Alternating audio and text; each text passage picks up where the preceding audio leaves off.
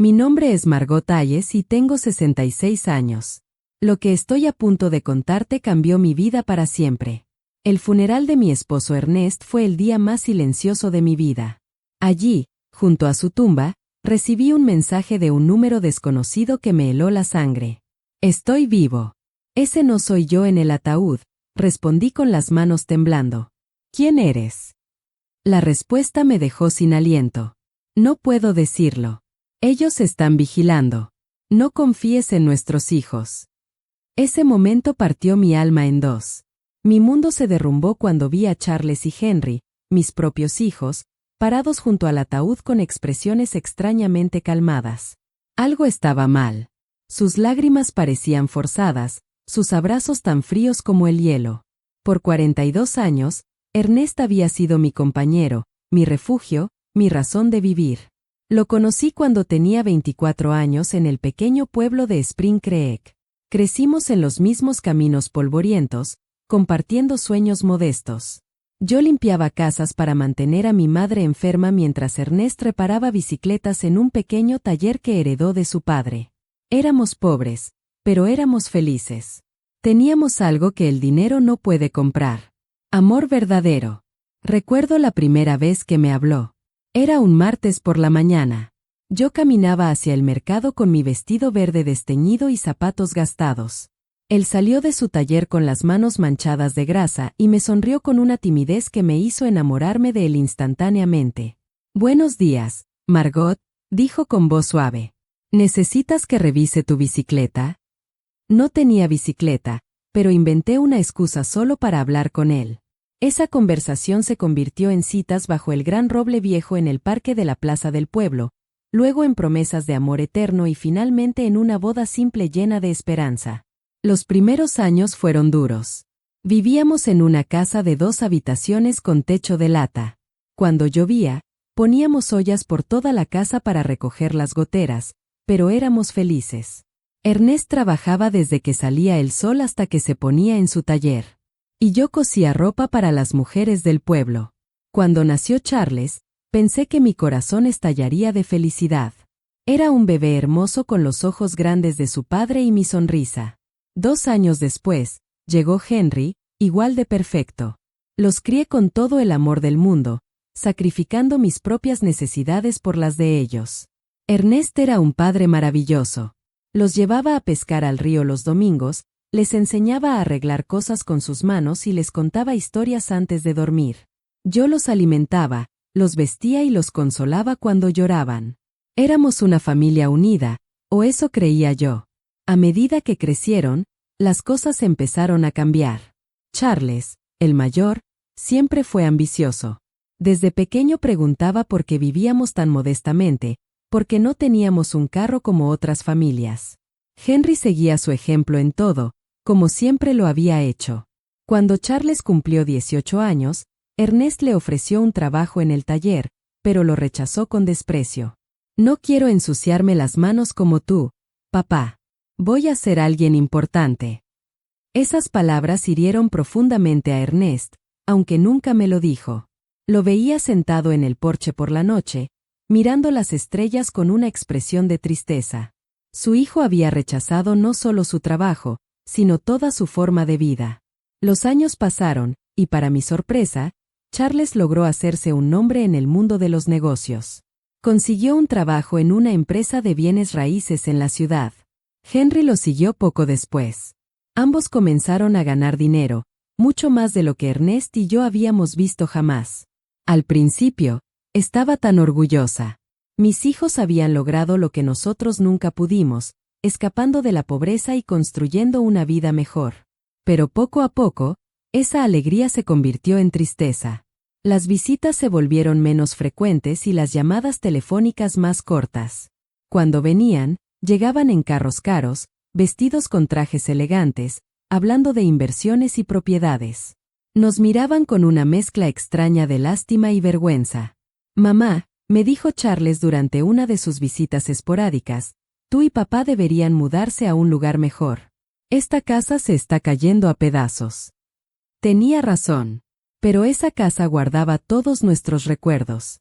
Era donde habíamos criado a nuestros hijos, donde habíamos compartido miles de comidas, donde habíamos envejecido juntos. No era elegante, pero era nuestro hogar. Ernest, siempre sabio, me decía, Margot, el dinero ha cambiado a nuestros muchachos. Ya no somos suficientes para ellos. Yo me resistía a creerlo.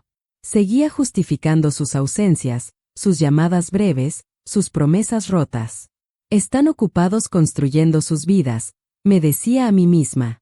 Algún día volverán a ser los niños amorosos que criamos. Pero en mi corazón, sabía que Ernest tenía razón. Habíamos perdido a nuestros hijos mucho antes de que yo perdiera a mi esposo. Solo que no sabía hasta qué punto nos habíamos convertido en extraños para ellos. El cambio más drástico llegó cuando Charles se casó con Jasmine Albrecht, una mujer de la ciudad que nunca ocultó su desdén por nuestro estilo de vida simple.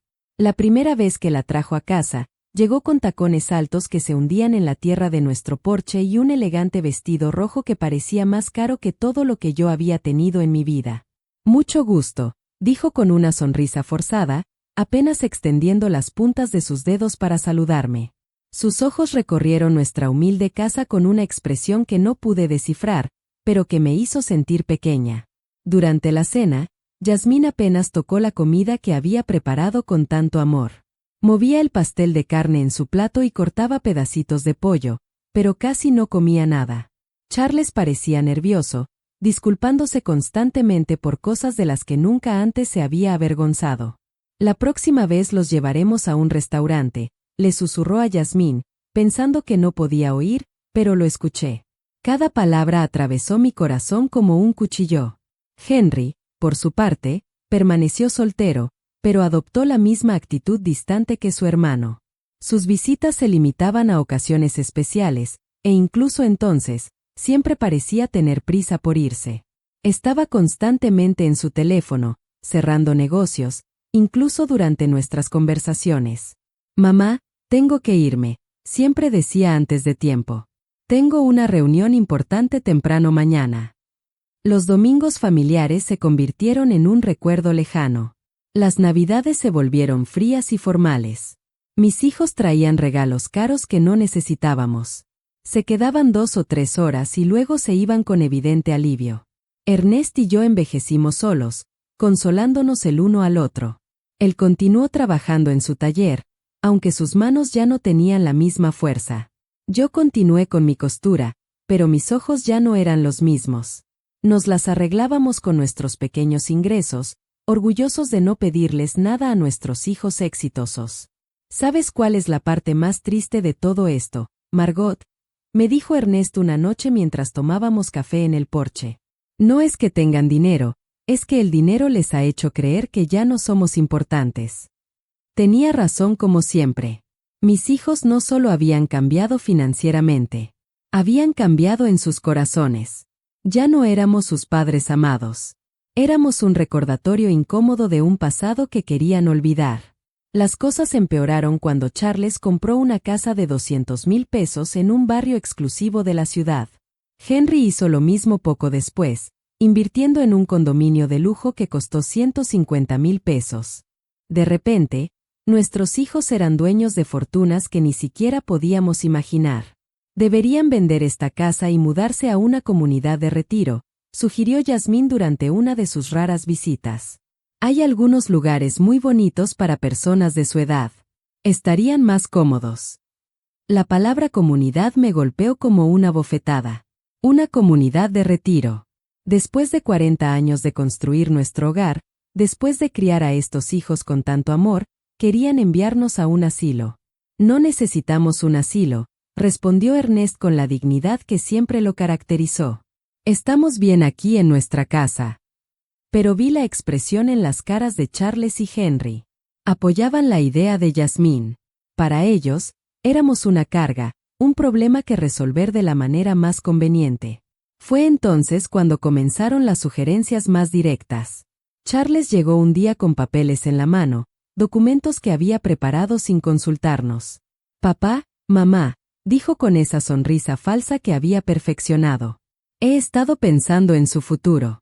Esta casa vale como máximo 1,000 pesos. Si la venden, Yo puedo agregar algo de dinero para que se muden a un lugar mejor. Para nosotros, no había lugar mejor que el hogar donde habíamos sido felices durante décadas. Pero Charles no entendía eso. Para él, todo se reducía a números, a valor monetario. Además, continuó, creo que papá debería retirarse del taller. Ya tiene 70 años. Es hora de descansar. Ernest lo miró con infinita tristeza. Hijo, trabajar no es una carga para mí. Es lo que me mantiene vivo, lo que le da sentido a mis días.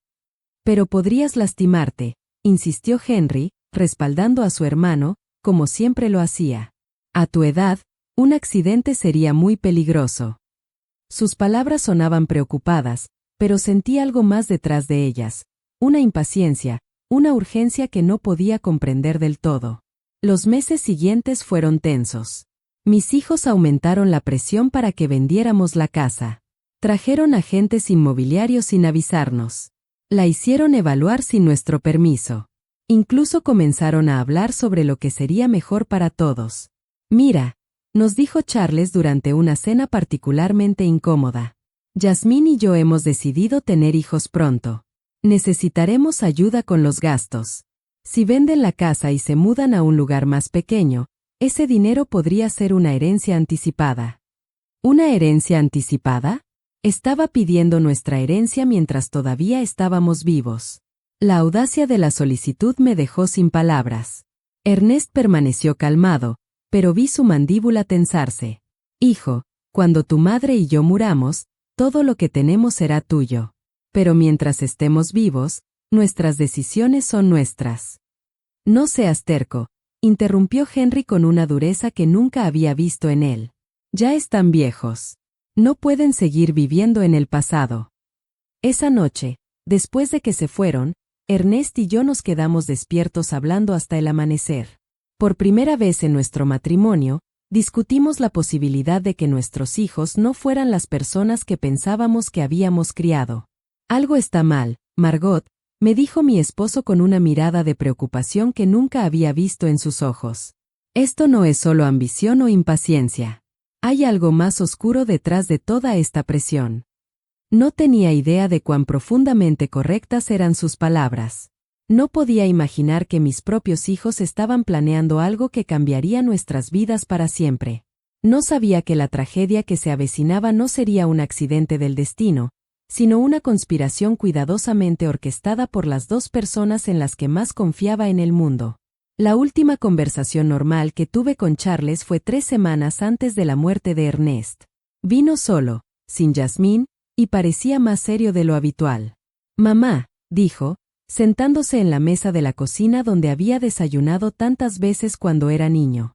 Quiero que sepas que pase lo que pase, Henry y yo siempre cuidaremos de ti.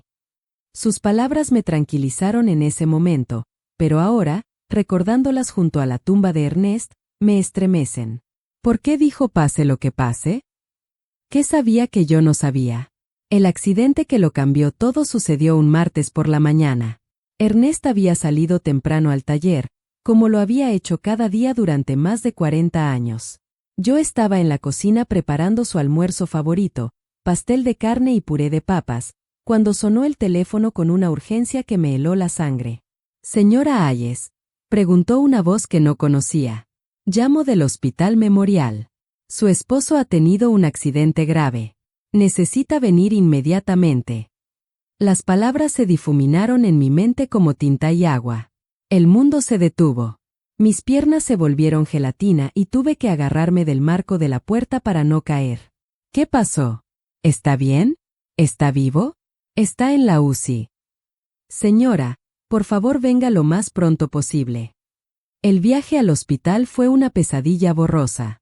Mi vecina, Doris, tuvo que llevarme porque temblaba tanto que no podía ni sostener las llaves. Todo el camino, mi mente se negaba a procesar lo que estaba pasando. Ernest era cuidadoso, meticuloso en su trabajo. ¿Cómo pudo haber pasado esto? Cuando llegamos al hospital, Charles y Henry ya estaban allí. Eso me sorprendió porque nadie los había notificado todavía. Al menos no yo. Pero en mi desesperación, no presté atención a ese detalle. Mamá, dijo Charles, abrazándome con una fuerza que parecía genuina. Papá está muy mal. Los doctores dicen que una de las máquinas del taller explotó. Tiene quemaduras severas y una lesión cerebral traumática. Los ojos de Henry estaban rojos, pero algo en su expresión se sentía mal. Parecía más nervioso que triste, como alguien esperando noticias importantes en lugar de alguien sufriendo por su padre. ¿Podemos verlo?, pregunté, desesperada. Solo familia inmediata, uno a la vez, y máximo 5 minutos, explicó la enfermera. Cuando entré en esa habitación de cuidados intensivos, mi corazón se hundió. Ernest estaba conectado a una docena de máquinas, con vendas cubriendo la mayor parte de su cara y brazos. Apenas lo reconocí. Su respiración era laboriosa, artificial, mantenida por máquinas que pitaban constantemente. Me acerqué a su cama y tomé su mano, la única parte de su cuerpo que parecía intacta. Ernest, mi amor, estoy aquí. Todo va a estar bien. Vas a recuperarte como siempre lo haces. Por un momento, sentí un ligero apretón en mi mano. Sus ojos se movieron detrás de sus párpados cerrados. Él estaba luchando. Mi guerrero estaba luchando por volver a mí. Los siguientes 3 días fueron los más largos de mi vida. Prácticamente viví en el hospital, durmiendo en las incómodas sillas de la sala de espera. Charles y Henry se turnaban para acompañarme, pero siempre parecían más interesados en hablar con los doctores que en consolar a su padre. Escuché conversaciones fragmentadas que no pude entender completamente en ese momento. Henry preguntaba sobre el seguro médico, sobre el costo del tratamiento. Charles estaba al teléfono hablando sobre pólizas de seguro de vida y beneficiarios. Mamá, me dijo Charles el segundo día, revisamos el seguro de papá. Tiene una póliza de seguro de vida por 50,000 pesos. También hay una póliza de compensación laboral que podría cubrir hasta 75,000 pesos más. ¿Por qué me hablaba de dinero cuando Ernest todavía estaba luchando por su vida? ¿Por qué estaba preocupado por seguros en lugar de la recuperación de su padre? No me importa el dinero, respondí con dureza. Solo quiero que tu papá mejore. Por supuesto, mamá, dijo, pero vi algo en sus ojos. Que no me gustó. Una frialdad, una calculadora trabajando mientras su padre yacía muriendo. El tercer día, los doctores nos dieron la noticia más devastadora de mi vida. El doctor Patterson, un hombre mayor con una expresión compasiva, nos reunió en una pequeña oficina. Señora Hayes, comenzó suavemente. La condición de su esposo es crítica. Las quemaduras se han infectado y el trauma craneal es más severo de lo que pensamos inicialmente. Tenemos que ser realistas sobre sus posibilidades. ¿Qué significa eso?, pregunté, aunque mi corazón ya conocía la respuesta. Significa que necesitamos prepararnos para lo peor. Su esposo está en coma inducido. Podríamos mantenerlo vivo indefinidamente, pero su calidad de vida, bueno, es muy poco probable que recupere la conciencia. Mi mundo se derrumbó a mi alrededor. 42 años de matrimonio, una vida entera construida juntos. Y ahora me decían que todo se estaba desvaneciendo como humo. Queremos intentar todo, dije entre sollozos. No importa el costo, no importa cuánto tiempo tome. Pero Charles intercambió una mirada con Henry que me perturbó profundamente. Mamá, dijo Charles con una voz que intentaba sonar comprensiva. Tenemos que ser prácticos. Papá no querría vivir así. Siempre dijo que nunca quería ser una carga para nadie. ¿Una carga? Exploté con una furia que no sabía que tenía. Es tu padre. No es una carga. Es el hombre que te crió, que trabajó toda su vida para darte lo mejor que pudo. Lo sabemos, mamá, intervino Henry. Pero también tenemos que pensar en ti. Las cuentas médicas van a ser enormes. Podrían acabar con todos tus ahorros. Otra vez el dinero, siempre el dinero. Mi esposo estaba muriendo y ellos estaban calculando costos. Esa noche, sola en la habitación del hospital, tomé la mano de Ernest y le hablé como si pudiera escucharme. Mi amor, no sé qué hacer. Los doctores dicen que no hay esperanza, pero no puedo dejarte ir. No puedo imaginar mi vida sin ti. Fue entonces cuando algo sucedió que todavía me da escalofríos. Sus dedos se movieron ligeramente, apretando los míos con una fuerza que era casi imperceptible. Sus labios se movieron como si estuviera tratando de decir algo, pero no salió ningún sonido. Llamé a las enfermeras, desesperada. Está reaccionando. Está tratando de hablar. Pero para cuando llegaron, Ernest había vuelto a su estado anterior. La enfermera revisó los monitores y sacudió la cabeza. A veces hay espasmos musculares involuntarios, señora. No significa que esté consciente. Pero yo sabía lo que había sentido. Ernest había tratado de comunicarse conmigo. Había luchado para decirme algo importante. 2 días después, en la madrugada del viernes, las alarmas de las máquinas se dispararon. Las luces parpadeaban. Las enfermeras corrieron a la habitación de Ernest. Yo estaba adormilada en el pasillo cuando el ruido me despertó. No, no, no, grité, corriendo hacia la habitación. Los doctores trabajaron durante 40 minutos tratando de reanimarlo, pero fue inútil. A las 4:37 de la madrugada, Ernest fue declarado oficialmente muerto. El dolor que sentí en ese momento fue físico, como si mi corazón hubiera sido arrancado de mi pecho. Colapsé junto a su cama, abrazando su cuerpo todavía tibio, negándome a aceptar que se había ido para siempre. Charles y Henry llegaron al hospital 1 hora después de la muerte de su padre. Parecían preparados, como si hubieran estado esperando la llamada. Trajeron papeles, documentos y números de teléfono de funerarias. Ya hablamos con la funeraria Spring Creek, me dijo Charles mientras yo todavía lloraba inconsolablemente. Pueden recoger el cuerpo esta mañana. También contactamos al seguro, agregó Henry. El proceso de reclamo ya está en marcha. ¿Cómo podían ser tan eficientes, tan organizados, tan fríos apenas 1 hora después de perder a su padre? Algo estaba mal. Pero mi dolor era tan intenso que no podía pensar con claridad. El funeral fue programado para el siguiente lunes. Charles se encargó de todos los arreglos sin consultarme realmente. Eligió el ataúd más simple, el servicio más corto, como si quisiera terminar con todo lo más rápido posible. Es lo que papá hubiera querido, dijo cuando me quejé de no haber sido incluida en las decisiones. Algo simple, sin alboroto. Pero Ernest merecía mejor que esta prisa indecente para enterrarlo y olvidarlo. El día del funeral llegó, nublado y frío, como si el cielo mismo estuviera llorando por Ernest. Usé mi único vestido negro, el mismo que había usado para el funeral de mi madre años atrás. Mis manos temblaban tanto que Doris tuvo que ayudarme a abrochar los pequeños botones en la espalda. Sé fuerte, Margot, me susurró mi querida amiga mientras peinaba cuidadosamente mi cabello. Ernest querría verte fuerte. Pero no me sentía fuerte. Me sentía vacía, como un cascarón sin alma. 42 años de matrimonio no se pueden enterrar tan fácilmente. Cada objeto en la casa me recordaba a él. Su taza de café en la mesa, sus herramientas en el porche, su almohada que todavía guardaba su olor. Cuando llegamos al cementerio, me sorprendió lo pocas personas que habían asistido. Esperaba ver a más compañeros de trabajo de Ernest del taller, más vecinos, más conocidos. Pero solo estábamos Charles, Henry, Jasmine, Doris, yo y el pastor. Para un hombre que había vivido 70 años en el mismo pueblo, que había ayudado a tanta gente, el funeral parecía extrañamente vacío. ¿Dónde están los muchachos del taller?, le pregunté a Charles. No quisimos molestar a nadie, respondió rápidamente. Papá era una persona privada. Hubiera preferido algo íntimo. Pero eso no era cierto.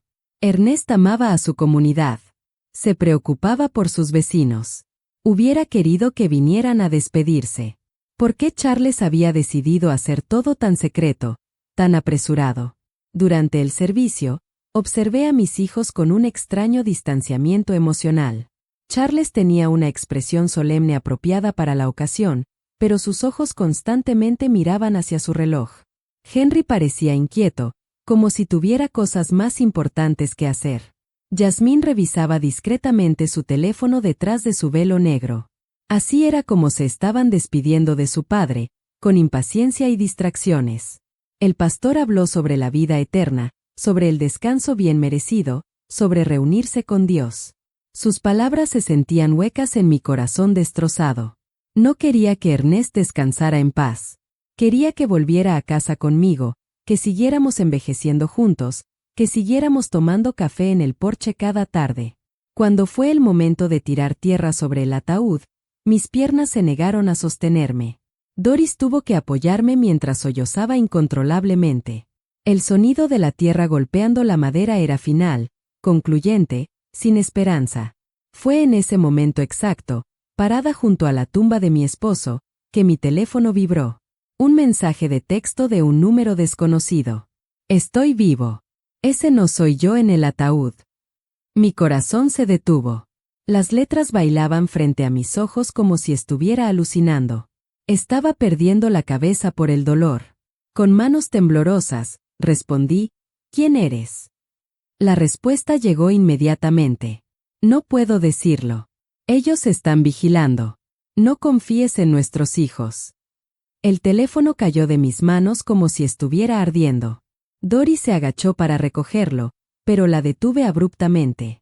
No podía dejar que nadie más viera esos mensajes. No hasta que entendiera qué estaba pasando. ¿Estás bien, mamá?, preguntó Charles, acercándose con una expresión preocupada. Lo miré fijamente, tratando de encontrar alguna pista en su cara. Sus ojos parecían sinceros, pero ahora cada gesto, cada palabra, cada expresión se sentía sospechosa. Estoy bien, mentí, guardando el teléfono en mi bolso. Solo necesito ir a casa. En el camino de vuelta, no podía sacarme esos mensajes de la cabeza. ¿Era posible que alguien estuviera jugando una broma cruel en el peor momento de mi vida? ¿O realmente había una posibilidad de que Ernest estuviera vivo? Pero si estaba vivo, ¿a quién habíamos enterrado? Y si no estaba vivo, ¿quién sabía suficientes detalles sobre nuestras vidas para escribir algo tan específico sobre nuestros hijos? Esa noche, sola en mi casa, que ahora se sentía como una tumba, revisé cada detalle de los últimos días. El accidente de Ernest había sido extraño desde el principio. Según Charles, una máquina había explotado en el taller, pero Ernest conocía cada tornillo y cable en ese lugar. Era meticuloso con el mantenimiento, obsesivo con la seguridad. Además, ¿cómo habían llegado mis hijos tan rápido al hospital si nadie los había notificado? El hospital me había llamado a mí primero. Yo era el contacto de emergencia. ¿Cómo sabían del accidente antes que yo? Y luego estaba el dinero. Desde el primer día, Charles y Henry habían hablado sobre pólizas de seguro y beneficiarios como si hubieran estado esperando este momento, preparándose para él. Decidí revisar los papeles de Ernest. En su viejo escritorio de madera, guardaba todos sus documentos importantes en una caja de metal. Pólizas de seguro, la escritura de la casa, documentos del taller, todo estaba allí. Encontré la póliza de seguro de vida de 50,000 pesos que Charles había mencionado. Pero había algo que no recordaba. La póliza había sido actualizada apenas 6 meses antes, aumentando la cobertura de 5,000 pesos a 50,000 pesos. ¿Por qué Ernest había aumentado su seguro de vida? Nunca me mencionó ese cambio, y más importante, ¿quién le había sugerido que lo hiciera? Seguí buscando y encontré algo aún más perturbador. Una póliza de compensación laboral que yo no conocía, comprada apenas 2 meses antes de su muerte. 75,000 pesos en caso de muerte accidental en el trabajo. 125,000 pesos en total. Una fortuna para una familia como la nuestra, pero también una fortuna lo suficientemente tentadora para alguien sin escrúpulos. Mi teléfono vibró otra vez. Otro mensaje del mismo número desconocido. Revisa la cuenta del banco. Mira quién ha estado moviendo dinero. Esta vez, no dudé. Esta persona, quienquiera que fuera, sabía demasiado para ser un bromista. Sabía sobre los seguros. Sabía sobre mis hijos. Sabía detalles que solo alguien muy cercano a nosotros podría saber. Al día siguiente, fui al banco donde Ernest y yo habíamos mantenido nuestra cuenta durante 30 años. La señora Thompson, la gerente que nos había conocido desde siempre, me saludó con condolencias sinceras. Margot, lamento mucho lo de Ernest. Era un buen hombre. Gracias, señora Thompson. Vine a revisar nuestras cuentas. Necesito entender nuestra situación financiera. Me mostró los estados de cuenta de los últimos 6 meses. Lo que vi me congeló. Durante los últimos 3 meses, se habían hecho grandes retiros de nuestra cuenta de ahorros. 1,000 pesos en enero, 3,000 pesos en febrero, 4,000 pesos en marzo. Dinero que yo no sabía que se había movido. ¿Quién autorizó estos retiros? Pregunté con voz temblorosa. Su esposo vino en persona, explicó la señora Thompson. Dijo que necesitaba el dinero para reparaciones en el taller. Pero yo llevaba las cuentas de la casa. Sabía exactamente cuánto dinero teníamos y qué gastábamos. Ernest nunca había mencionado reparaciones costosas en el taller, y definitivamente nunca habíamos hablado sobre retirar miles de dólares de nuestros ahorros. ¿Tiene las firmas de esos retiros?, pregunté. Me mostró los recibos. De hecho, parecía la firma de Ernest, pero algo en la letra se veía mal. Era demasiado temblorosa, demasiado incierta para su escritura habitualmente firme y clara. Señora Thompson, pregunté con el corazón latiendo fuerte, ¿vino solo a hacer estos retiros, o estaba alguien con él? Pensó por un momento. Ahora que lo menciona, creo que vino con uno de sus hijos 1 o 2 veces. Charles, creo. Dijo que estaba ayudando a su papá con el papeleo porque Ernest tenía problemas para leer documentos sin sus lentes. Charles. Mi hijo había estado involucrado en retiros de dinero que yo no conocía, usando los ojos cansados de su padre como excusa. Pero Ernest veía perfectamente bien con sus lentes, que nunca se quitaba durante el día. Esa tarde, mientras miraba los recibos del banco una y otra vez, recibí otro mensaje. El seguro fue idea de ellos. Convencieron a Ernest de que necesitaba más protección para ti. Era una trampa.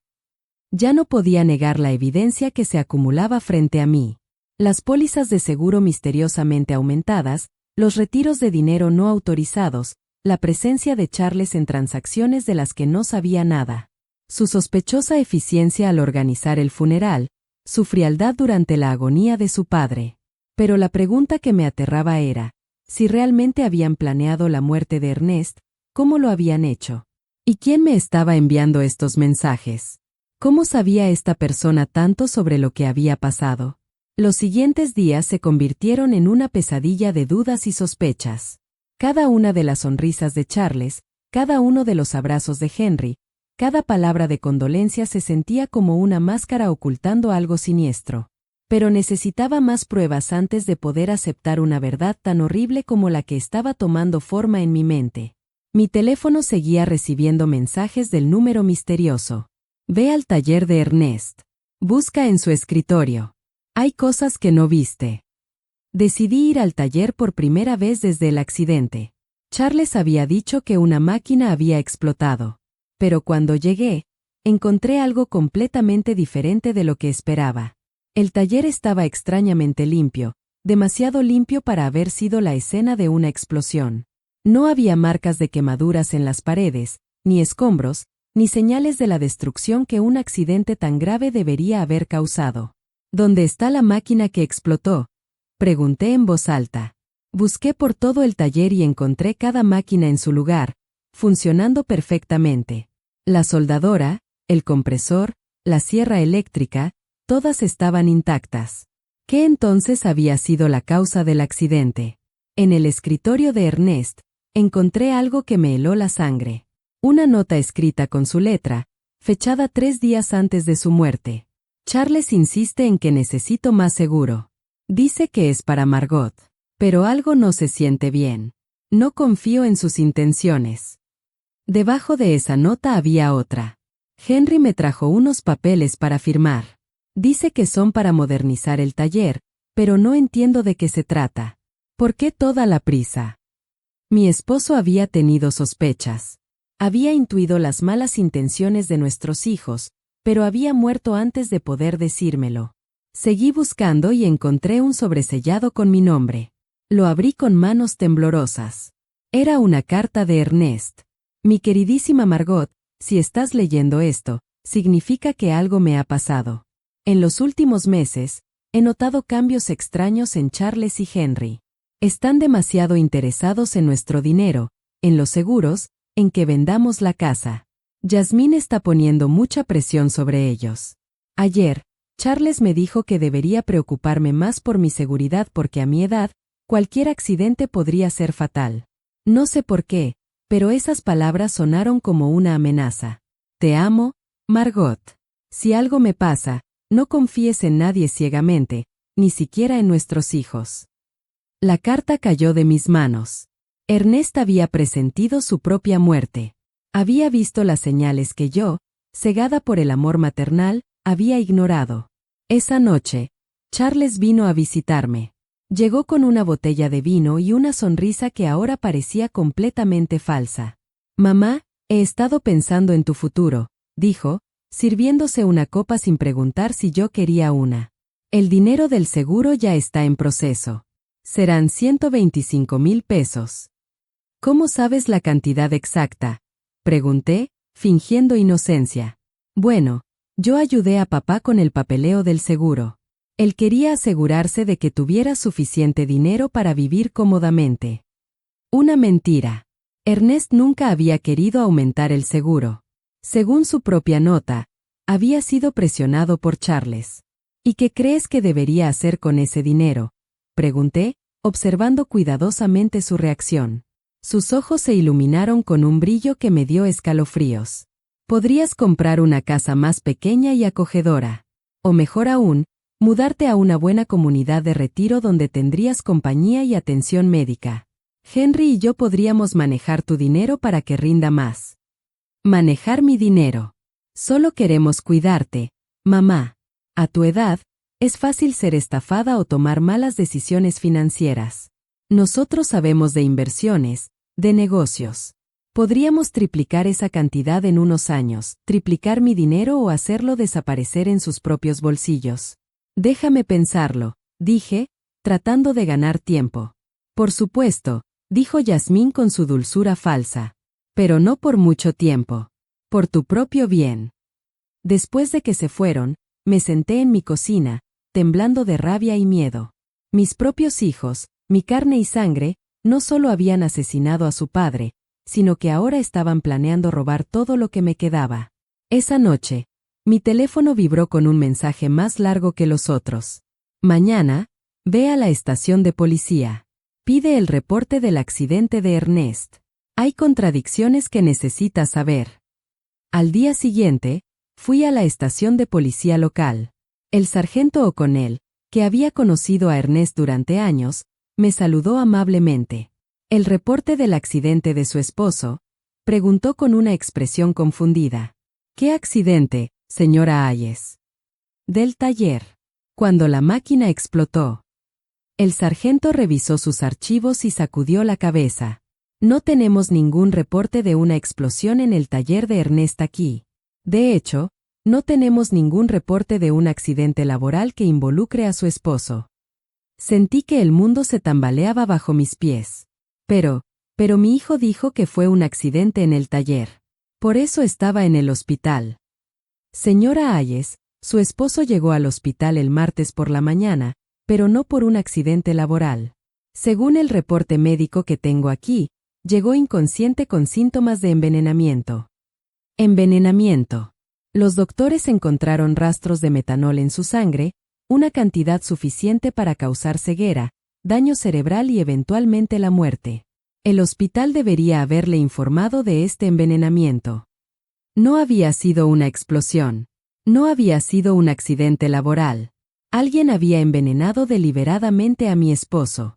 ¿Por qué nadie me dijo esto? Pregunté con la voz quebrada. La familia inmediata que firmó los papeles del hospital solicitó que la información se mantuviera confidencial para evitar especulaciones innecesarias. Dijeron que usted estaba demasiado frágil emocionalmente para manejar los detalles técnicos. La familia inmediata. Charles y Henry habían ocultado la verdadera causa de la condición de Ernest, inventaron la historia de la explosión y manipularon a todos, incluida yo, para encubrir un asesinato. Señora Hayes, continuó el sargento, si usted sospecha de las circunstancias de la muerte de su esposo, podríamos abrir una investigación formal.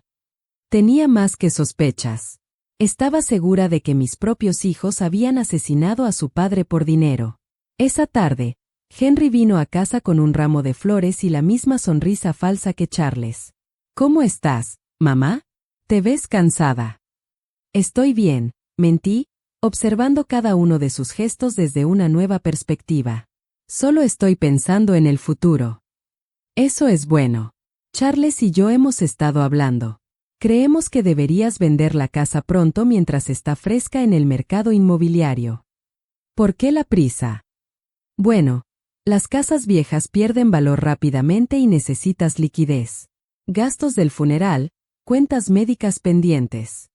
Más mentiras. El funeral había sido barato, casi insultantemente barato, y no había cuentas médicas pendientes porque el seguro del hospital las había cubierto.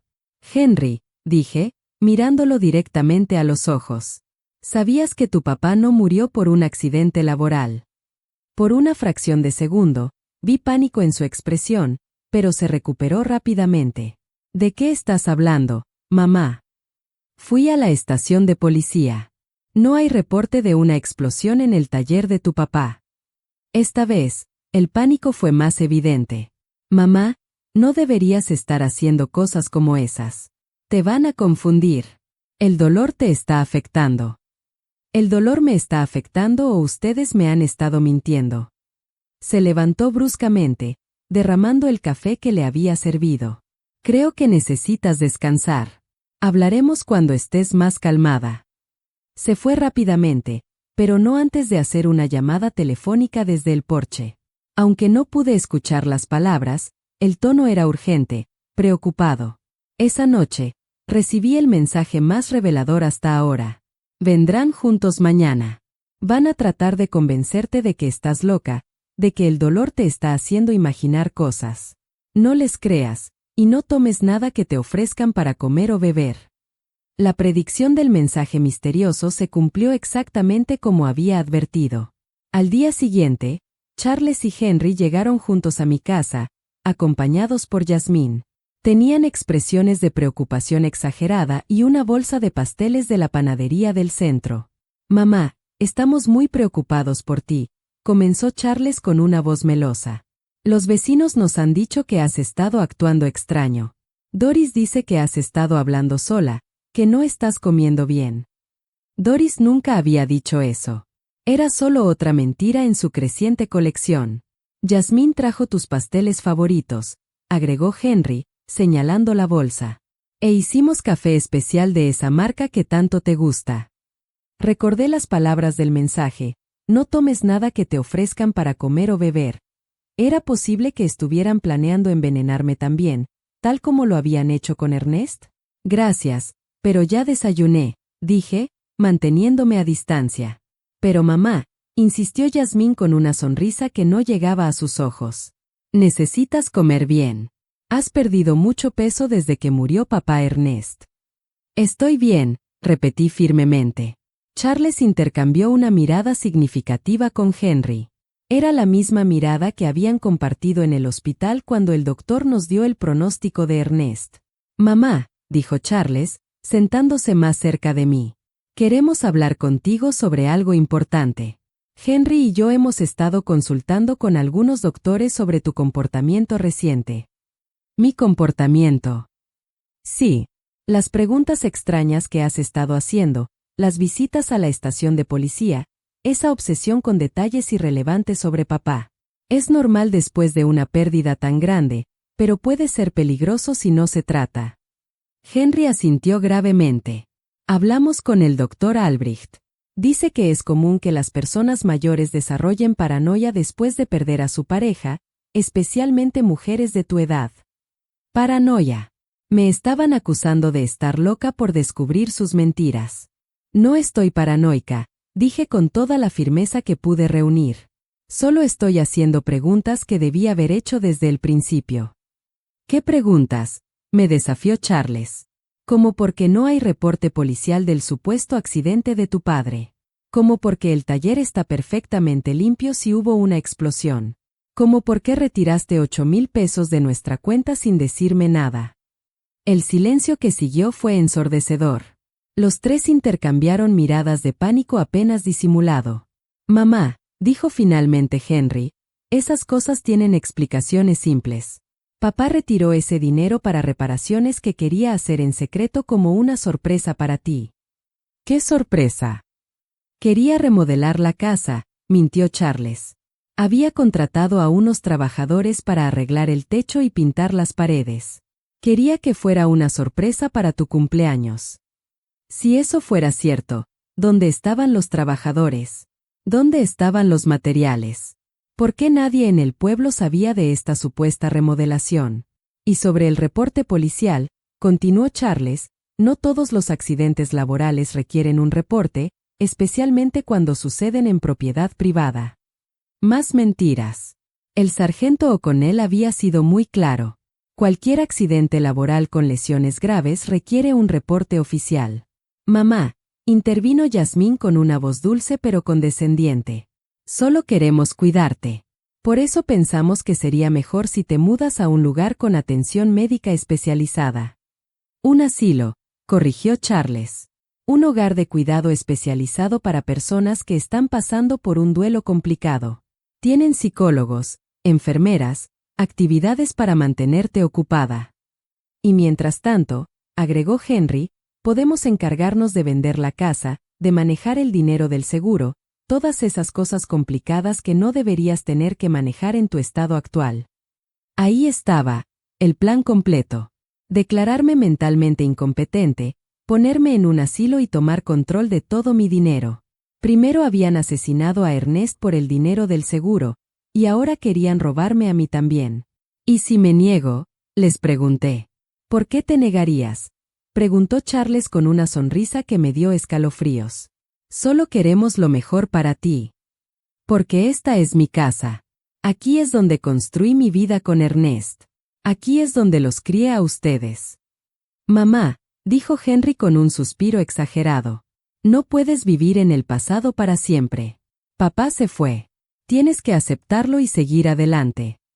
Lo he aceptado, pero eso no significa que voy a regalar mi vida y mi dinero. La máscara de preocupación comenzó a agrietarse en las caras de mis hijos. Charles se levantó bruscamente. Está bien. Si no vas a escuchar la razón, tendremos que tomar medidas más drásticas. ¿Qué significa eso? Significa que podemos iniciar un proceso legal para que te declaren mentalmente incompetente. Tenemos testigos de tu comportamiento errático. Tenemos testimonio de doctores que confirman que sufres de paranoia senil. ¿Doctores? ¿Qué doctores? Yo no había hablado con ningún doctor sobre mi estado mental. El doctor Albrecht ya firmó un reporte preliminar, agregó Henry. Dice que basándose en nuestras descripciones de tu comportamiento, es probable que necesites cuidado especializado. Un doctor que nunca me había examinado había firmado un reporte sobre mi estado mental basándose solo en lo que mis hijos le habían dicho. ¿Cuánto les había costado comprar esa evaluación falsa? Así que puedes cooperar voluntariamente, continuó Charles, o podemos hacerlo legalmente. Pero de cualquier manera, vas a recibir la ayuda que necesitas. Era una amenaza directa. Si no entregaba mi dinero voluntariamente, usarían el sistema legal para robármelo. Necesito tiempo para pensarlo, les dije, tratando de ganar tiempo. Por supuesto, dijo Yasmín con su dulzura falsa. Pero no mucho tiempo, por tu propio bien. Después de que se fueron, me senté en mi cocina, temblando de rabia y miedo. Mis propios hijos, la sangre de mi sangre, no solo habían asesinado a su padre, sino que ahora estaban planeando robar todo lo que me quedaba. Esa noche, mi teléfono vibró con un mensaje más largo que los otros. Margot, soy Stephen Callahan, un investigador privado. Ernest me contrató 3 semanas antes de morir porque sospechaba de Charles y Henry. Ellos lo envenenaron con metanol mezclado en su café del desayuno. Tengo evidencia de audio de sus conversaciones, planeando todo. Mañana a las 3 de la tarde, ve al café de la esquina. Siéntate en la mesa del fondo. Estaré allí. Por fin, sabría quién me había estado enviando esos mensajes, y más importante, tendría la prueba que necesitaba para obtener justicia por la muerte de mi esposo. Pero también sabía que no tenía mucho tiempo. Charles y Henry habían mostrado sus cartas. Si no actuaba rápido, Terminaría encerrada en un asilo mientras ellos gastaban el dinero que le había costado la vida a Ernest. La guerra había comenzado. Y aunque era una mujer de 66 años contra dos hombres despiadados, tenía algo que ellos no tenían, la verdad. Y la verdad, tarde o temprano, siempre encuentra la manera de salir. Esa noche, por primera vez desde la muerte de Ernest, sonreí. Porque sabía que mi esposo no había muerto en vano. Su precaución, su instinto, su decisión de contratar a un investigador privado iba a permitirme conseguir justicia. Charles y Henry habían subestimado seriamente a su madre. Estaban a punto de descubrir que una mujer luchando por la memoria de su esposo asesinado es una fuerza más poderosa que toda su codicia combinada. El día siguiente llegó, lleno de nerviosismo y anticipación. Me vestí cuidadosamente, eligiendo mi vestido morado más serio, el que usaba para ocasiones importantes. Si iba a conocer al hombre que podía darme las respuestas que necesitaba, quería estar preparada para cualquier revelación. A las 2:30 de la tarde, caminé hacia el café de la esquina con pasos decididos pero cautelosos. Cada sombra parecía sospechosa. Cada persona en la calle podía ser un espía enviado por mis hijos. La paranoia que me habían acusado de tener comenzaba a sentirse justificada. El café estaba moderadamente lleno. Fui directamente a la mesa del fondo como me habían indicado. Pedí un té de manzanilla y esperé, mis manos temblando ligeramente sobre la mesa de madera gastada. Exactamente a las 3 en punto, un hombre de unos 50 años se acercó a mi mesa. Era alto y canoso, con ojos inteligentes y una expresión seria pero amable. Llevaba una carpeta marrón bajo el brazo. ¿S.R.A. Hayes?, preguntó en voz baja. Asentí, sin confiar todavía en mi voz. Soy Stephen Callahan. Lamento mucho su pérdida. Ernest era un buen hombre. Se sentó frente a mí y colocó la carpeta sobre la mesa. Antes de mostrarle lo que tengo, necesito que sepa que lo que está a punto de escuchar y ver va a ser muy doloroso. ¿Está lista? He estado preparándome desde que recibí tu primer mensaje, respondí con una firmeza que no sabía que tenía. Stephen abrió la carpeta y sacó una pequeña grabadora de voz. Ernest vino a verme hace un mes. Estaba preocupado por el comportamiento de sus hijos. Me contrató para investigarlos discretamente. Presionó el botón de reproducción. La voz de Ernest, tan familiar y querida, llenó el pequeño espacio entre nosotros. Stephen, necesito que sepas que si algo me pasa, no será un accidente. Charles y Henry me han estado presionando para que aumente mi seguro de vida. Ayer, Charles me trajo unos papeles, dijo que eran para proteger mejor a Margot. Pero cuando los leí, me di cuenta de que también había cláusulas que los beneficiaban directamente a ellos. Mi corazón se aceleró. Escuchar la voz de Ernest era como tenerlo de vuelta por unos minutos, pero sus palabras confirmaban mis peores sospechas. La grabación continuó. Henry ha estado haciendo preguntas extrañas sobre mi rutina diaria, qué desayuno, a qué hora salgo de casa, si Margot viene al taller conmigo. Dice que es por preocupación, pero algo en la manera en que pregunta me inquieta. Stephen pausó la grabación. Esta conversación fue 3 semanas antes de su muerte. Pero tengo algo más reciente. Reprodujo otra grabación, esta vez con la voz de Charles de fondo hablando por teléfono. No, ya no podemos esperar más. El viejo está empezando a sospechar. Ayer me preguntó por qué estaba tan interesado en su seguro. Sí, ya tengo el metanol. Funciona perfectamente porque los síntomas parecen un ataque al corazón o un derrame cerebral. No, mamá no será un problema. Después de que papá muera, estará tan devastada que podremos hacer lo que queramos con ella. Las lágrimas comenzaron a rodar por mis mejillas. Era la voz de mi hijo, mi propio hijo, planeando fríamente el asesinato de su padre. Hay más, dijo Stephen suavemente. Esta grabación es del día antes de la muerte de Ernest. Una nueva grabación comenzó. Esta vez era Henry hablando con alguien. Todo está listo. Mañana, Charles va a poner el metanol en el café de papá. Le dijimos que era un suplemento vitamínico especial que un doctor recomendó. El idiota lo va a tomar sin sospechar nada. Los síntomas comenzarán con mareos y confusión, luego pérdida de la vista, convulsiones, coma. Los doctores pensarán que es un derrame cerebral o un ataque al corazón. Para cuando se den cuenta de que es envenenamiento, será demasiado tarde. Mi mundo se derrumbó completamente. No solo habían planeado el asesinato de Ernest, sino que lo habían ejecutado con una frialdad que me aterraba. ¿Cómo era posible que mis hijos, los bebés que había amamantado, los niños que había consolado en sus pesadillas, fueran capaces de algo tan monstruoso? ¿Cómo conseguiste estas grabaciones?, pregunté entre sollozos. Ernest me pidió que pusiera dispositivos de escucha en su casa, explicó Steven. Tenía miedo, pero no sabía exactamente de qué. Colocamos dispositivos en el teléfono de la casa y en algunos otros lugares estratégicos. Sacó una serie de fotografías de la carpeta. También tengo esto. Charles comprando metanol en una ferretería a 30 kilómetros del pueblo. Pagó en efectivo y usó un nombre falso, pero lo tengo en video. Las fotografías mostraban claramente a Charles saliendo de una ferretería con una pequeña botella en sus manos. La fecha en las fotos era 5 días antes de la muerte de Ernest. Y esto, continuó Steven, mostrándome más documentos. Estos son los registros financieros de Charles y Henry de los últimos 6 meses. Han estado gastando mucho más dinero del que sus ingresos justifican. Charles le debe 70,000 pesos a un prestamista de la ciudad.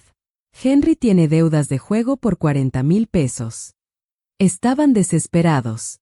Todo comenzó a tener sentido. No era solo codicia lo que había motivado el asesinato de Ernest. Era desesperación financiera. Mis hijos estaban arruinados y vieron a su padre como una fuente de dinero fácil y rápida. ¿Por qué no fuiste a la policía inmediatamente después de la muerte de Ernest?, le pregunté. Porque Charles y Henry son muy inteligentes. Sobornaron al doctor que atendió a Ernest en el hospital para que cambiara el diagnóstico oficial. En lugar de envenenamiento, el certificado de defunción dice insuficiencia cardíaca debido a complicaciones de un accidente laboral. Sin esa evidencia médica, mis grabaciones podrían no haber sido suficientes para una condena. Pero ahora tenemos toda la evidencia junta, dije, sintiendo una mezcla de dolor y determinación. Exactamente. Y hay una cosa más que necesitas saber. Mi sangre se heló. ¿Qué? Tus hijos estaban planeando matarte a ti también. Steven reprodujo una última grabación, esta vez con las voces de Charles y Henry juntos. Una vez que tengamos el dinero del seguro de papá, necesitamos deshacernos de mamá también, dijo Charles. No podemos arriesgarnos a que sospeche o que alguien más le meta ideas en la cabeza. ¿Cómo?, preguntó Henry. Lo mismo que con papá. Pero esta vez, podemos hacer que parezca un suicidio por depresión. Una viuda que no puede vivir sin su esposo. Nadie lo cuestionaría. Y el dinero, somos sus únicos herederos. Todo sería nuestro. La casa, los ahorros, el dinero del seguro, casi 200,000 pesos en total. La grabación se detuvo. Estaba temblando incontrolablemente. Mis hijos no solo habían asesinado a su padre, sino que estaban planeando asesinarme a mí también. Todo por dinero. Señora Hayes, dijo Steven gentilmente. Sé que esto es devastador, pero tenemos suficiente evidencia para hacer que paguen por lo que hicieron. ¿Qué hacemos ahora?, pregunté, secándome las lágrimas. Primero, necesitamos ir a la policía con toda esta evidencia. El sargento O'Connell es un hombre honesto. No está involucrado en la corrupción. Segundo, necesitamos actuar rápido. Tus hijos están planeando hacerte declarar mentalmente incompetente mañana. Si tienen éxito, será mucho más difícil proceder legalmente. ¿Mañana? Sí, intercepté una conversación telefónica esta mañana. Se van a reunir con el juez Miller a las 10 de la mañana para iniciar el proceso de incapacitación mental. Me levanté de la mesa con una determinación que no había sentido en semanas. Entonces tenemos que actuar esta noche. Exactamente, confirmó Steven. Pero primero, hay una cosa más que quiero mostrarte. Sacó una última fotografía de la carpeta. En ella, Ernest estaba saliendo de una clínica médica que no reconocí. 3 días antes de morir, Tu esposo fue a hacerse un examen médico completo en una clínica en la ciudad. Los resultados muestran que estaba perfectamente saludable. No había señales de enfermedad cardíaca. Su presión arterial era normal. Todo estaba perfecto. Esto prueba definitivamente que su muerte fue causada por envenenamiento, no por problemas de salud naturales. Esa era la última pieza de evidencia que necesitábamos. Ernest había sido un hombre sano, asesinado por sus propios hijos. Steven, dije, tomando su mano. Gracias por mantener tu promesa a mi esposo. Ahora, consigamos justicia. Esa misma noche, Steven y yo fuimos directamente a la estación de policía.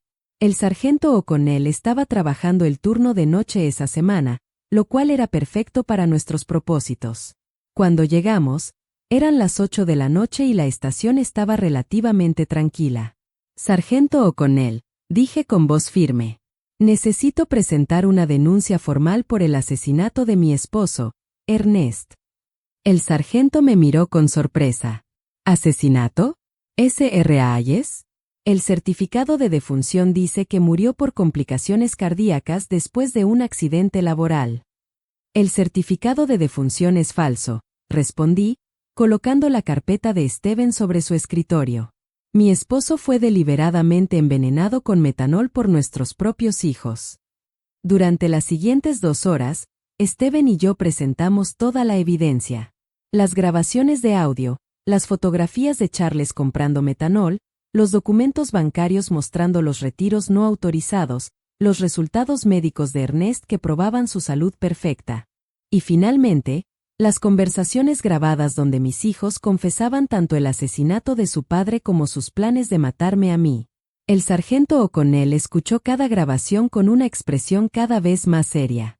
Cuando terminamos, se recostó en su silla y sacudió la cabeza con incredulidad. Esto es monstruoso, murmuró. ¿Estás segura de que quiere seguir adelante con esto, señora Hayes? Una vez que arrestemos a sus hijos, no hay vuelta atrás. Sargento, respondí con toda la dignidad que pude reunir. Esos hombres asesinaron a mi esposo a sangre fría por dinero. Estaban planeando asesinarme a mí también. Ya no son mis hijos. Son criminales que deben pagar por sus crímenes. Necesitaremos que el médico forense exhume el cuerpo de Ernest para confirmar la presencia de metanol, explicó el sargento. ¿Está preparada para eso? Hagan lo que sea necesario, respondí sin dudar. El sargento O'Connell inmediatamente llamó al fiscal del distrito. A pesar de la hora tardía, la gravedad del caso llevó al fiscal a venir personalmente a la estación. Después de revisar toda la evidencia, autorizó inmediatamente las órdenes de arresto para Charles y Henry. Procederemos al amanecer, nos explicó el fiscal. Necesitamos asegurarnos de tener toda la evidencia antes de que puedan destruir cualquier prueba adicional. Steven me acompañó a casa esa noche. ¿Estás segura de que estarás bien sola?, preguntó con preocupación. Estaré bien, respondí. Después de todo lo que he descubierto, ya no tengo miedo. Tengo la justicia de mi lado. No pude dormir esa noche. Me quedé despierta sentada en la cocina mirando las fotografías de Ernest que teníamos en las paredes. Por primera vez desde su muerte, no sentía solo dolor. Sentía una extraña mezcla de tristeza y satisfacción, sabiendo que la justicia por su asesinato estaba llegando pronto. A las 6 de la mañana, sonó mi teléfono. Era Charles. Mamá, necesitas venir a la casa de Henry de inmediato. Ha pasado algo terrible. ¿Qué pasó?, pregunté, fingiendo preocupación. Es mejor que te lo explique en persona. Por favor, ven rápido. Sabía que era una trampa. Después de escuchar las grabaciones la noche anterior, sabía que estaban planeando adelantar sus planes para deshacerse de mí. Pero también sabía que la policía ya estaba en camino para arrestarlos. Voy en camino, mentí. En lugar de ir a la casa de Henry, me quedé en mi cocina esperando.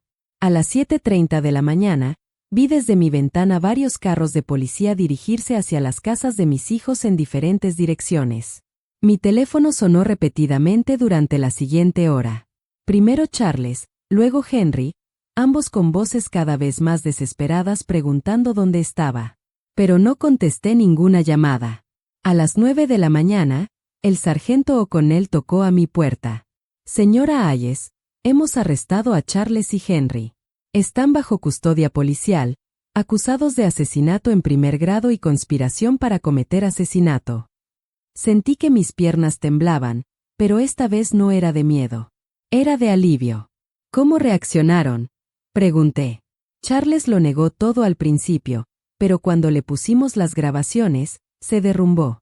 Henry intentó escapar por la ventana trasera de su casa. Tuvimos que perseguirlo durante 6 cuadras. Esa tarde, Jasmine vino a verme. Llegó sollozando, suplicando, completamente diferente de la mujer fría y calculadora que había conocido. Señora Hayes, por favor, tiene que retirar los cargos contra Charles. Él no es malo. Solo estaba desesperado por sus deudas. Esto es mi culpa también. Yo lo presioné mucho para que encontrara dinero. La miré sin un rastro de compasión. Jasmine, tu esposo envenenó a mi esposo. Estaba planeando asesinarme a mí también. No hay explicación ni justificación para eso. Pero somos familia, gritó en desesperación. Piensa en lo que esto va a hacerle a la familia. La familia murió el día que ustedes decidieron matar a Ernest por dinero, respondí fríamente.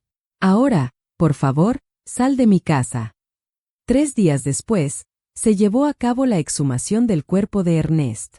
Los resultados del laboratorio confirmaron exactamente lo que Steven había descubierto: niveles letales de metanol en su sistema, suficientes para causar todos los síntomas que había experimentado antes de su muerte. El caso se convirtió en una sensación en todo el pueblo.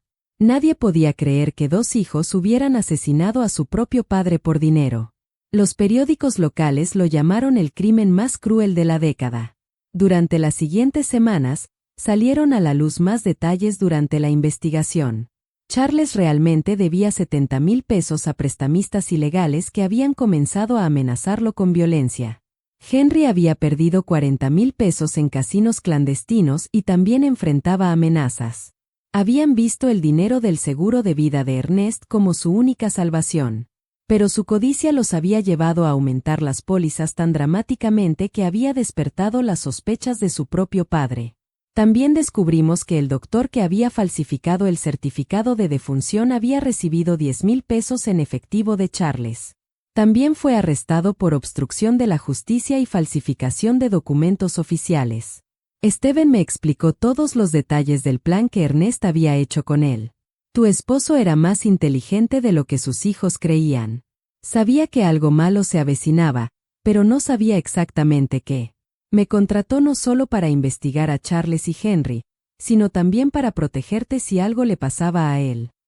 ¿Sabía que iban a matarlo?, pregunté. No exactamente, dijo Steven. Pero sospechaba que su vida estaba en peligro. Por eso instalamos los dispositivos de grabación. Por eso documentamos todo. Quería asegurarse de que si algo le pasaba, la verdad saliera a la luz. Mi Ernest, incluso en sus últimos días, había estado protegiéndome. Había anticipado la traición de nuestros hijos y había tomado medidas para asegurar que la justicia prevaleciera. El juicio comenzó 2 meses después. Tanto Charles como Henry enfrentaban cargos de asesinato en primer grado, que en nuestro estado llevaba una sentencia de 25 años a cadena perpetua. El día del juicio llegó después de 2 meses de intensa preparación legal.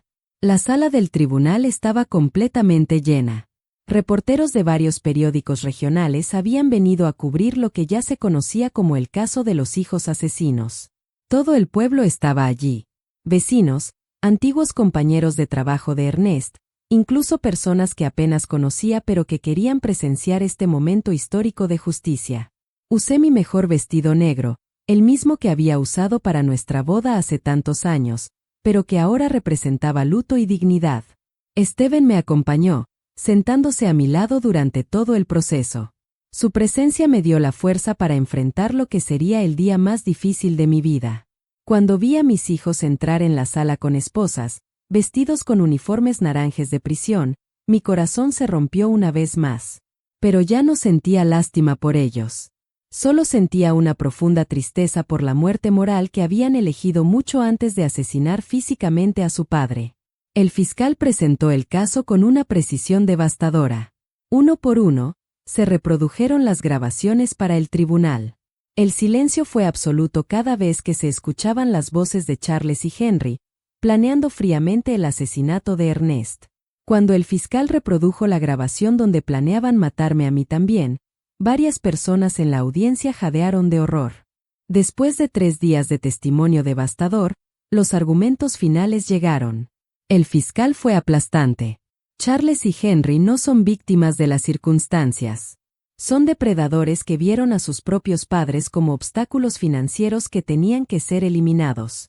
Planearon, ejecutaron y encubrieron el asesinato de Ernest, y estaban planeando hacer lo mismo con Margot. No merecen compasión. Merecen justicia. El jurado deliberó durante 6 horas. Cuando regresaron, el silencio en la sala del tribunal fue absoluto. Podía escuchar el latido de mi propio corazón mientras el juez leía el veredicto. En el caso del Estado contra Charles Hayes y Henry Hayes por el cargo de asesinato en primer grado de Ernest Hayes, encontramos a los acusados culpables. La sala del tribunal estalló en murmullos y exclamaciones. Charles se derrumbó en su silla, finalmente comprendiendo la magnitud de lo que había hecho. Henry permaneció rígido, mirando al frente sin ninguna expresión. Por el cargo de conspiración para cometer asesinato contra Margot Hayes, encontramos a los acusados culpables. El juez procedió inmediatamente a la sentencia. Charles Hayes y Henry Hayes, por el asesinato premeditado de su padre y la conspiración para asesinar a su madre, los condeno a cadena perpetua sin posibilidad de libertad condicional por 30 años. Cuando escuché esas palabras, sentí un peso gigantesco levantarse de mis hombros. Justicia. Finalmente, había justicia para Ernest. Después del juicio, muchas personas se acercaron a abrazarme y expresar su apoyo. Doris lloró conmigo, no de tristeza, sino de alivio. Margot, Ernest puede descansar en paz ahora, me susurró. Esa noche, regresé a mi casa, que ahora se sentía diferente. Ya no era un lugar de dolor y traición. Era mi hogar nuevamente, el lugar donde Ernest y yo habíamos sido felices durante 42 años. Hoy, 5 años después de ese terrible día en el cementerio cuando recibí el primer mensaje que cambió mi vida para siempre, tengo 71 años. Mi cabello completamente blanco refleja todas las tormentas que he enfrentado y superado. Pero mis ojos, me dice mi querida amiga Doris, brillan con una paz que no tenían antes. La casa donde Ernest y yo construimos nuestro sueño sigue siendo mi refugio. He hecho algunas mejoras con el dinero que tenía ahorrado. Pinté las paredes de un amarillo suave, el color favorito de Ernest, y convertí su viejo taller en el jardín más hermoso del vecindario. Stephen Callahan se convirtió en más que el investigador que me ayudó a conseguir justicia. Se convirtió en mi familia elegida. Viene a visitarme cada miércoles por la tarde y tomamos café en el porche mientras me cuenta historias de sus otros casos. La fundación que establecí con el dinero del seguro de vida se ha convertido en algo más grande de lo que jamás imaginé. La Fundación Ernest Hayes para víctimas de crímenes familiares ahora ayuda a docenas de familias cada año que han pasado por tragedias similares a la mía. Henry todavía está vivo, aunque ya no es el mismo hombre que conocí. Después del suicidio de Charles en prisión, su mente se rompió completamente. Los doctores dicen que vive en un estado constante de culpa y paranoia. Recibo cartas de él ocasionalmente, incoherentes, llenas de disculpas desesperadas y súplicas de perdón. He aprendido que la verdadera familia no se define por la sangre, sino por el amor, la lealtad y el respeto mutuo. Ernest fue mi verdadera familia durante 42 años. Los amigos que me apoyaron durante el juicio son mi familia ahora. La justicia no trajo a Ernest de vuelta, pero me dio paz. Y en las noches tranquilas, cuando me siento en el porche donde tantas veces tomamos café juntos, juro que puedo sentir su presencia, orgulloso de mí por ser lo suficientemente fuerte para hacer lo correcto, incluso cuando significó perder a mis hijos para siempre. Ernest, donde quiera que estés, espero que sepas que cumplí la promesa que te hice junto a tu tumba ese día terrible. Encontré la verdad. Busqué justicia y convertí nuestro dolor en esperanza para otros. Tu muerte no fue en vano, mi amor. ¿Te gustó mi historia? ¿Y desde qué ciudad estás escuchando?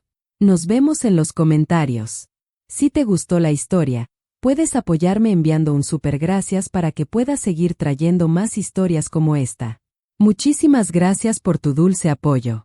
Estoy esperando tus comentarios sobre la historia. En la pantalla, puedes ver 2 nuevas historias de vida que recomiendo mucho. Hay mucho más en mi canal. No olvides suscribirte. Nos vemos en la próxima historia de vida.